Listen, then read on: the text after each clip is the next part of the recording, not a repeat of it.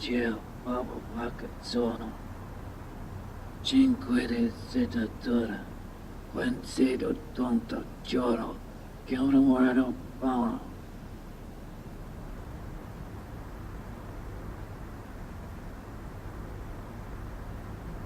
Yeah.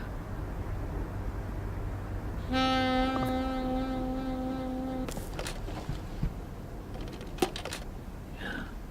Ciao zero foto qua.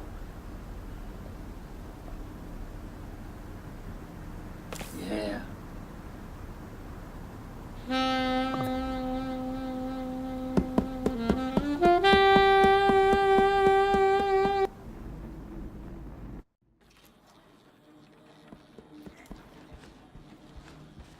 The best and worst thing about that track is that it's not available on the game soundtrack.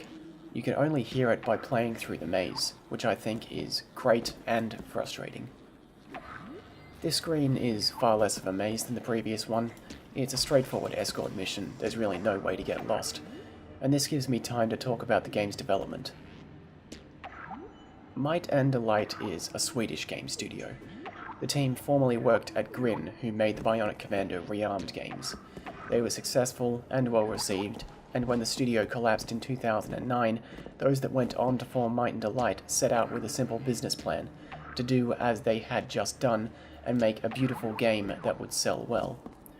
Unfortunately, filled with ambition and excitement at being a new indie studio, riding high off the success of a game that they had overproduced content for, they fell into the trap of soft crunch.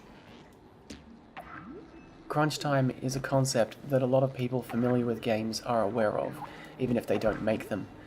It's the practice of working overtime towards the end of the development of some product so that it's finished by a set deadline. It's also a practice that's been abandoned by most industries. In the games industry, it's seen nearly everywhere. I don't know how much it's actually enforced, if at all. At the very least, though, I'd expect that high-profile games with very rigid 1 to 2 year development cycles have some amount of mandated overtime to get the games to shippable states in time. The crunch time that Might and Delight are familiar with, however, is of a far more insidious nature. Soft crunch is when the overtime isn't enforced but heavily encouraged. It permeates just about all of the games industry. Coming in early, staying late, sleeping under your desk, all of these things are generally expected of you if you sign up to make games with most any studio. Might and Delight experienced this as employees at Grin and intended to avoid this with PID, but the mentality persisted. The team planned for 3.5 hours of content. That's about where we are in this LP right now, and on a player's first time through the game, they would reach that point somewhere around the rooftops, if not before. Instead, the team ended up with nearly 10 hours of content, every second of which they wanted to make look beautiful and refused to cut. As a result, people worked themselves to breaking point, trying to make the game the best it could be. The worst part, of course, is that so much of their effort went unnoticed by most. In a way, Might and Delight shot themselves in the foot by making so much content.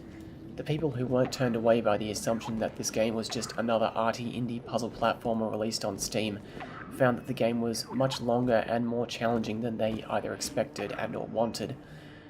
Most hardcore platformers in recent years, Limbo, V, Electronic Superjoy, they only last a couple of hours at most.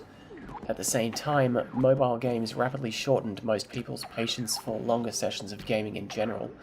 By the time PID was finished, they had run themselves ragged creating a fantastic game that was ultimately doomed to fail because the audience just doesn't exist anymore.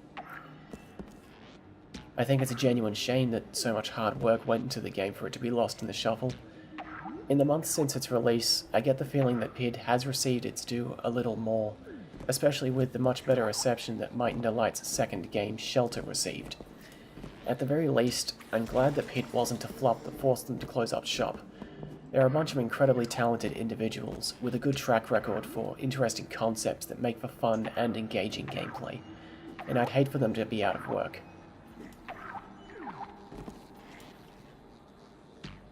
I chose very roundabout ways to progress through this screen so I'd have more time to talk, and also because I have literally never taken the higher or lower paths before, mostly because there never seems to be a point. It doesn't appear that there are any secrets, but I guess the thought that there might be could have some people getting lost trying to find them. You also don't necessarily need to bring the light with you, but that doesn't make for a very intelligible video.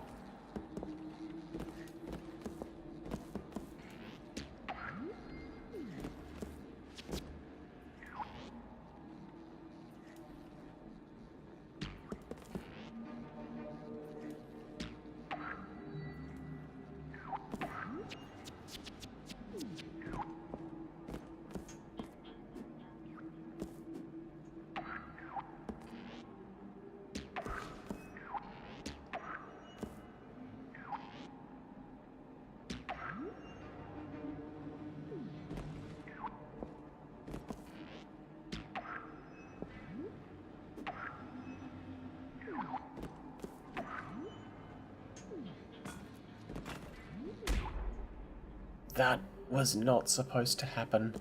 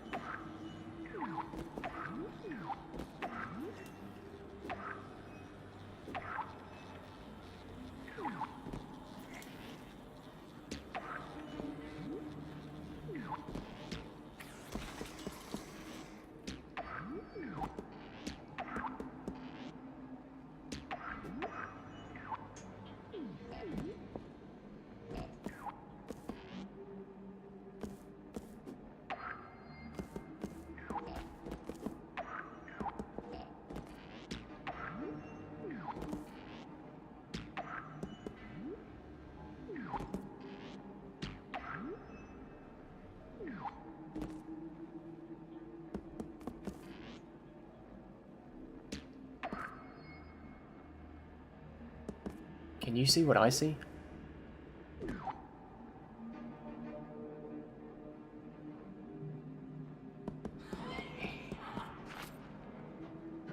He's watching us.